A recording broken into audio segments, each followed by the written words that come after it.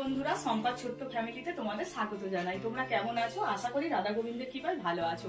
আমিও ভালো আছি। দেখো, সকালবেলা এমনি সমস্ত কাজ হয়ে গেছে, তা ভাবলাম যে আজকে সানডে, তাহলে একটুখানি ফার্নিচার গুলো মুছি করে নিই। কারণ রবিবার পরেই আমি মুছি সবসময়। ড্রেসিং টেবিল, এই শোকেস, আলমারি সমস্ত কিছু ভালো করে একটু মোছামুছি করে নিচ্ছি। করে নিয়ে তারপরে যাব টিফিনের ব্যবস্থা করতে। টিফিন বলতে তরকারি, কালকে আলুর দম করেছিলাম, আলুর দম আছে বন্ধুরা। ওই আলুর দম দিয়ে সকালবেলা সবাই মিলে মুড়ি খেয়ে নেবো আজকে। আর তারপরে দুপুরে রান্না বান্না হবে। এই তো বন্ধুরা দেখো, তোমাদেরকে ওষুধগুলো দেখাবো বলে আমি ভুলেই গেছিলাম। এই দেখো, এই এত ওষুধ দিয়েছে আবার আমাকে, কারণ এইটাই লাস্ট চেক আপ ছিল।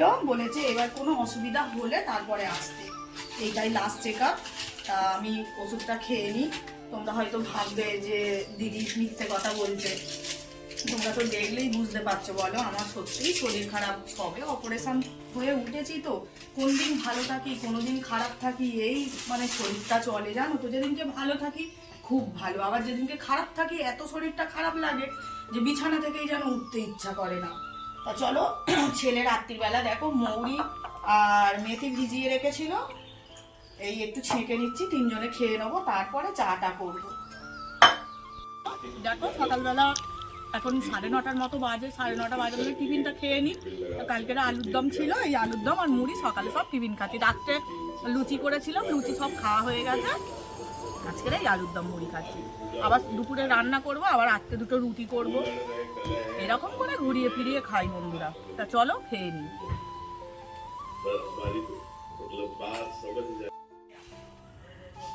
দেখো চলে এসছি আনাজ কাটতে, রান্নাটা বসিয়ে দিই, কারণ 10টা বাজতে যায়।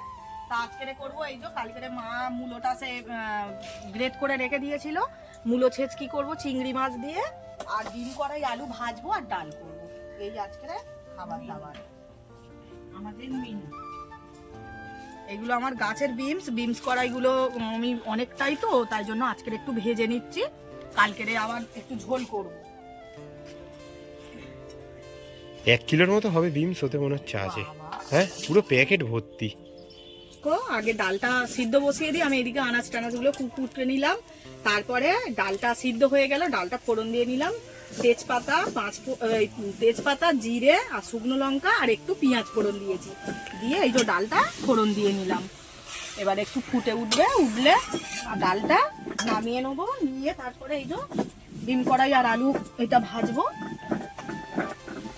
আজকের আমি যে মূলো ছেঁচকিটা করবো বন্ধুরা, তোমাদেরকে কিন্তু দেখাবো, ভালো করে তোমরা দেখবে, খুব সুন্দর। তোমরা যদি কোনোদিন এরকম করে খেয়ে দেখো, তারপরে তোমরা বুঝতে পারবে যে সত্যি মূলো ছেঁচকি কত ভালো লাগে। মানে মূলোর রেসিপি, অনেকেই আছে মূলো খেতে চায় না, কিন্তু এইভাবে বানালে বন্ধুরা দারুণ দারুণ, সবাই খাবে, বাচ্চা থেকে বড় সবাইয়েরই পছন্দ হবে। দেখো এবারে মূলো ছেঁচকিটা আমি বসিয়ে দিচ্ছি আস্তে আস্তে। দেখো কড়াতে তেল দিয়ে দিয়েছি, একটু কিন্তু তেলের পরিমাণ বেশি দিতে হয়। আর তেলের উপরে দিয়ে দিয়েছি তেজপাতা, আর দিয়ে দিচ্ছি একটু পাঁচফোড়ন দেওয়ার পরে তারপরে কিন্তু আমি আলুগুলো ভালো করে দিয়ে দেবো, দিয়ে একদম লাল করে ভেজে নেবো।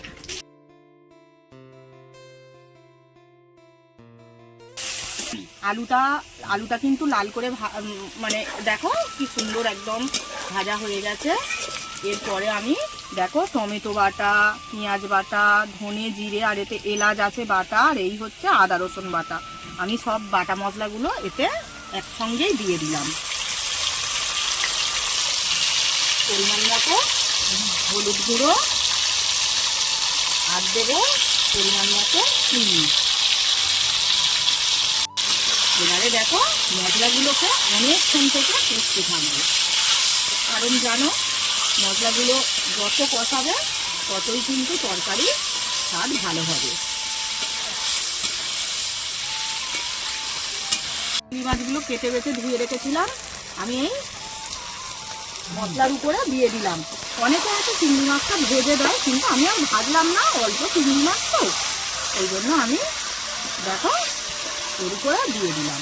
মশলার উপরে দিয়ে এবারে অনেকক্ষণ থেকে কষাতে থাকবো, তার মধ্যে চিংড়ি মাছটাও ভাজা হয়ে যাবে। এবারে দেখো মশলাটা কিন্তু একদম পুরো কষানো হয়ে গেছে। দেখো একদম মশলা কষানো হয়ে গেছে। এবারে কিন্তু আমি এই যে মূলো গ্রেট করাটা আমি দিয়ে দিচ্ছি। এবারে মূলোর সঙ্গে ভালো করে মশলাটাকে একদম কষাতে হবে। তারপরে কিন্তু আমি একটু হালকা করে জল দেবো আলুটা সিদ্ধ হওয়ার জন্য।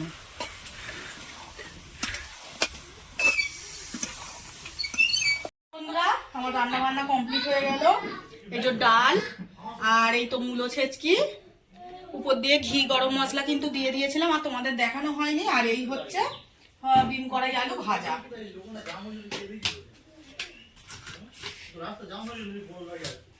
এবারে লাস্টে কিন্তু ভাত বসিয়ে দিয়েছি, মা ভাতটা করবে, আমি এবার এদিকে কাজগুলো সেরে নিই।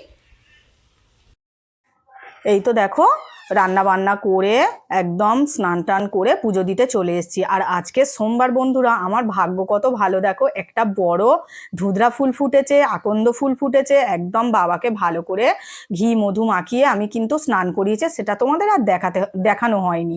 একদম স্নান করিয়ে ভালো করে পুজো টুজো করে নিলাম। তারপরে তো একটু রেস্ট নেবো, তারপরে খাওয়া দাওয়া, ছেলে চান করবে, মা চান করবে, তারপরে খাওয়া দাওয়া করবো। ভাত বেড়ে নিলাম তিনজনের জন্য। আজকের নিচে বসে খাচ্ছি, কারণ প্রচন্ড রোদ্দুর টেবিলে, আর নিচে একটু ঠান্ডা ঠান্ডা লাগছে বেশ। এবারেই তো গরমের দিন আসছে, আর কি করে টিকবো কে জানে, খুব গরম, প্রচন্ড গরম। আর বন্ধুরা, আমার তো অ্যালবেস্টারের ঘর, তো প্রচুর গরম হয় জানো তো। তোমরা যদি আমার পাশে থাকো, আমি যদি ভবিষ্যতে কিছু করতে পারি, এটাই আশা করব তোমাদের কাছ থেকে। প্রচুর গরম হয় গো।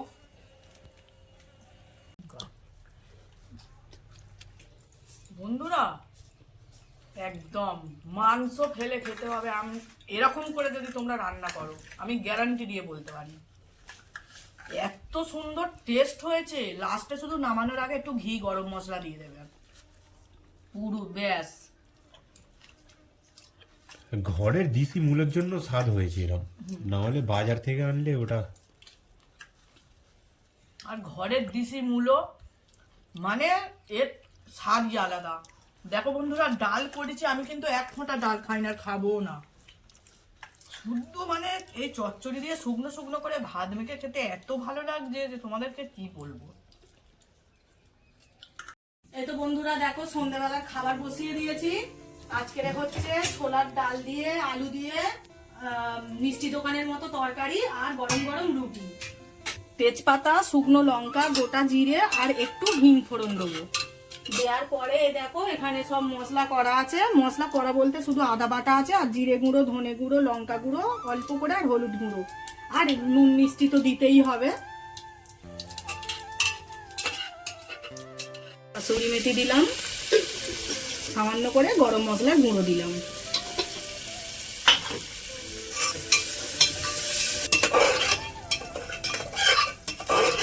বন্ধুরা, মশলাটা একদম কষানো হয়ে গেছে, ওপর দিয়ে একদম তেল ছেড়ে দিয়েছে। এবারে এই আলু আর ডালটা আমি দিয়ে দিচ্ছি। ডালটা অল্প করেই দিয়েছি।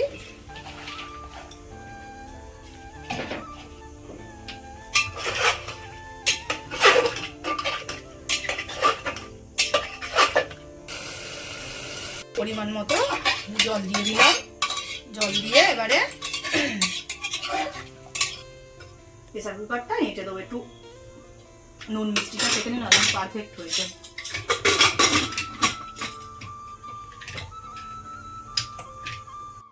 এই দেখো, আজকের আমি খাবার দাবার বেড়ে নিলাম রাত্রিরের। আর আজকের ভিডিওটা বন্ধুরা কেমন লাগলো তোমরা কিন্তু কমেন্ট করে জানাবে। আর তোমরা ভালো থেকো, সুস্থ থেকো। রাধে রাধে বন্ধুরা, শুভ রাত্রি।